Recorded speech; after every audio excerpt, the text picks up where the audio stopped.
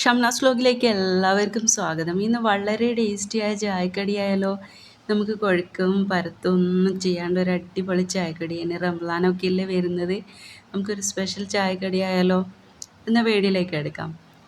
ഇതിനു വേണ്ടി എടുത്തതെന്ന് വെച്ചാൽ ഒരു ക്യാരറ്റാണ്, പിന്നെ ഒരു ചെറിയ പീസ് ക്യാപ്സിക്കം, ചെറിയ പീസ് ക്യാബേജാണ്, പിന്നെ കുറച്ച് മല്ലിയില.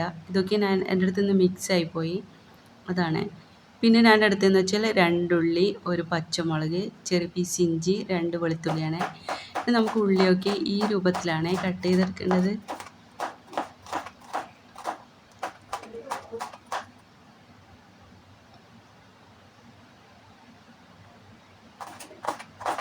നിങ്ങൾക്ക് അഥവാ എരിവ് കൂടുതൽ ഇഷ്ടമുള്ള ആളാണെങ്കിൽ 2-3 പച്ചമുളക് എടുക്കുക കേട്ടോ. ഒരാളെ എരിവിനനുസരിച്ചിട്ടാണ് മുളക് എടുക്കേണ്ടത്.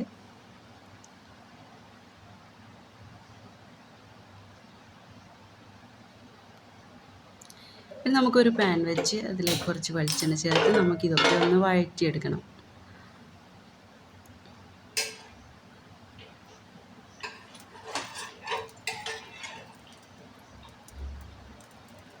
നമ്മൾ ഉള്ളിയും പച്ചമുളക്, വെളുത്തുള്ളി, ഇഞ്ചിയൊക്കെ നമുക്കിതിലേക്ക് ഇട്ട് കൊടുക്കാം.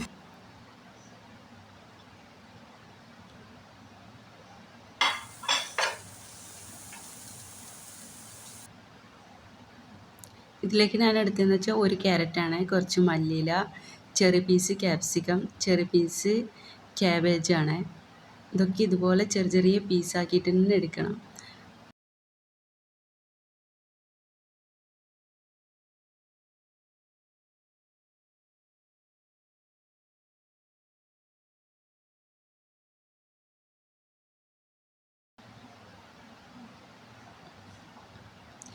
ഇതിലേക്ക് 1/4 ടീസ്പൂൺ മഞ്ഞൾപ്പൊടി ചേർത്ത് കൊടുക്കാം.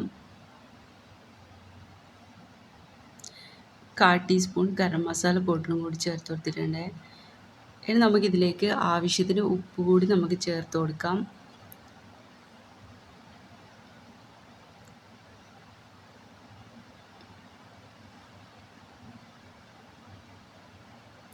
ഇതൊക്കെ നല്ലോണം നമുക്ക് വഴറ്റിയെടുക്കാം. ഇതൊക്കെ ചെറുതായിട്ട് നമുക്ക് വെന്ത് കിട്ടുന്നത് പോലെ നമുക്കൊന്ന് വഴറ്റിയെടുക്കേണ്ടതാണ്. അതിനുശേഷം ഉപ്പും മഞ്ഞളും ഇട്ട് വേവിച്ചെടുത്ത ചിക്കനാണ്. ഫ്രൈ ചെയ്തിട്ടാണെങ്കിൽ ഫ്രൈ ചെയ്തിട്ട് ഇതിലേക്ക് ചേർത്ത് കൊടുക്കാം.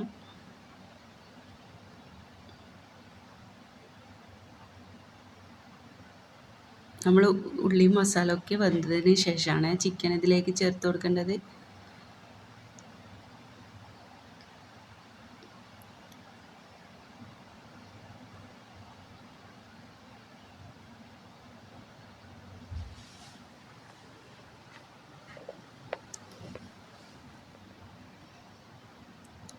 ഇപ്പോൾ നമ്മളെ മസാല ഒക്കെ റെഡി ആയിട്ടുണ്ട്. ഇനി നമുക്കൊരു പ്ലേറ്റിലേക്ക് മാറ്റാം.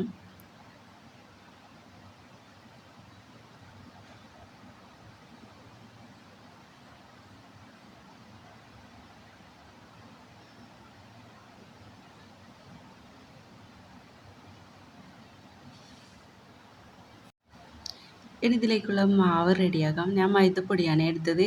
നിങ്ങൾ ആവശ്യത്തിനനുസരിച്ച് മൈദ എടുക്കണം. പിന്നെ ആവശ്യത്തിന് ഉപ്പും കൂടി നമുക്ക് ചേർത്ത് കൊടുക്കാം.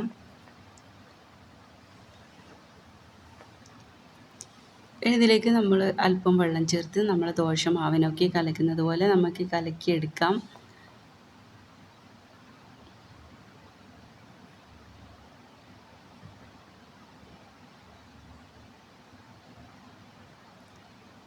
അതിനുശേഷം നമുക്കിതിലേക്ക് ഒരു മുട്ട ചേർത്ത് കൊടുക്കാം.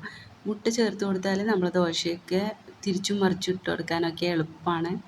മുറിയാതെയും പൊട്ടാതെയൊക്കെ നമുക്ക് ദോശ കിട്ടും. അതിന് വേണ്ടിയിട്ടാണ് മുട്ട ചേർത്ത് കൊടുക്കുന്നത്. മുട്ട നല്ലോണം മിക്സ് ആകുന്ന വരെ നല്ലോണം ഇളക്കി കൊടുക്കണം.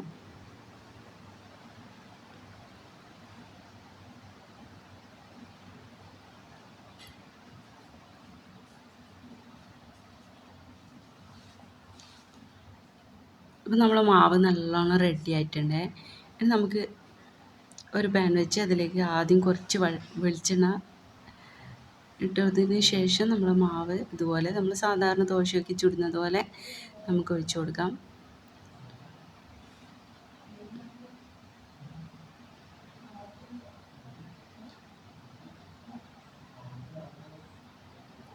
ഇനി ഈ ദോശമാവിനനുസരിച്ച്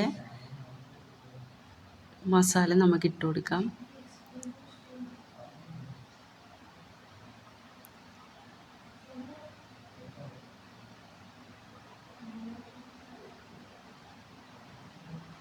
ഒന്ന് നമുക്ക് തിരിച്ചിട്ട് കൊടുത്തതിന് ശേഷം മസാല ചേർത്ത് കൊടുക്കാം.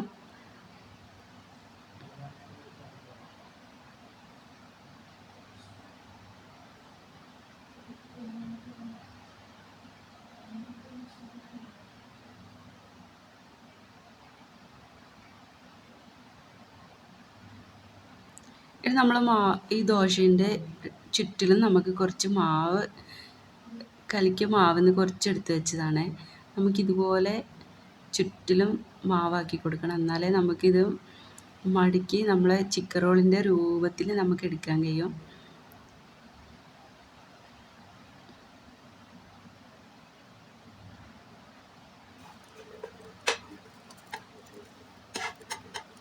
ഫ്ലെയിമൊക്കെ കുറച്ചതിന് ശേഷമാണ് ഇതുപോലെ നമ്മൾ ദോശമാവ് ഇതുപോലെ ആക്കി എടുക്കേണ്ടത്.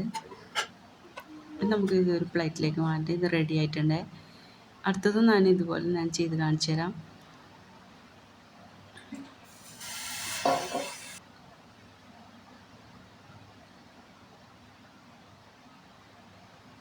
ഇതുപോലെ ഒന്ന് തിരിച്ചിട്ടതിന് ശേഷം നമ്മൾ ആവശ്യത്തിനനുസരിച്ച് മസാല ചേർത്ത് കൊടുക്കാം. അതിനുശേഷം നമ്മൾ മാവ് ചുറ്റിലും നമുക്ക് ഇതുപോലെ ചെയ്ത് കൊടുക്കാം. ഇത് നമുക്ക് പെട്ടെന്ന് തന്നെ ഇത് ചുറ്റിയെടുക്കാൻ പറ്റും.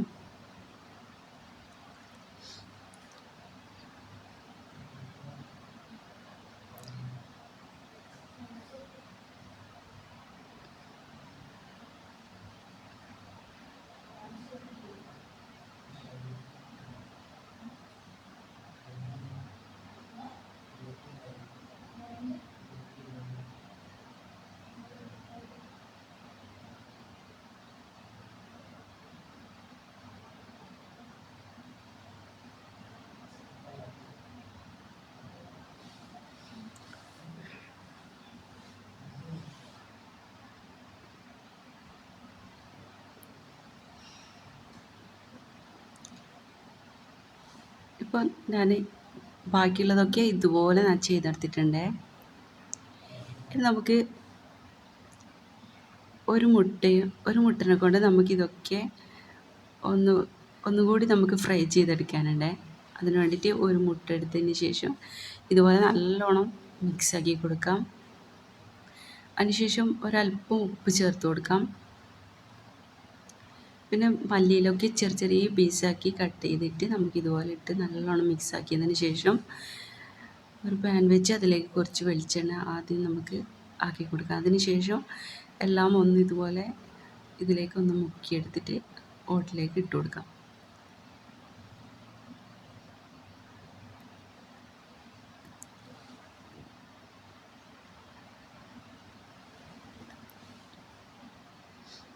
ഒരു മുട്ടനെ കൊണ്ട് തന്നെ ഞാനെല്ലാം ഇതുപോലെ എനിക്ക് ചെയ്യാൻ പറ്റി കേട്ടോ.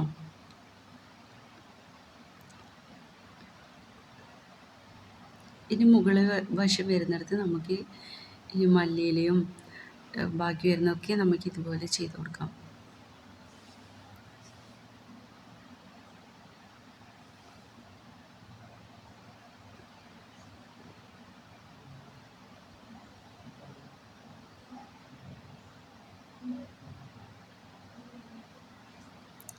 ഇനി ഇതൊക്കെ നമുക്ക് തിരിച്ചും മറിച്ചുമൊക്കെ ഇട്ട് കൊടുക്കാം.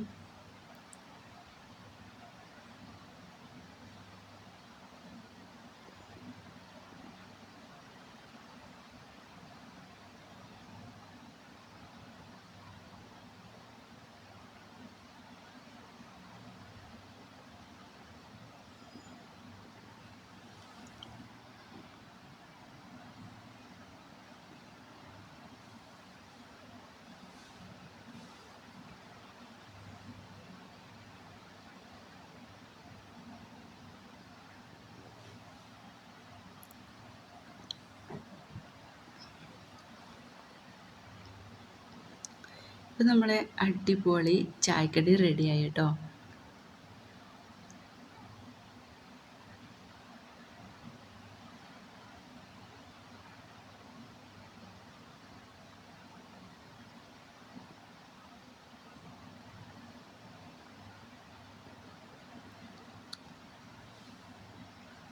അങ്ങനെ നമ്മളെ അടിപൊളി ടേസ്റ്റിയായ ചായക്കടി റെഡിയായി കേട്ടോ.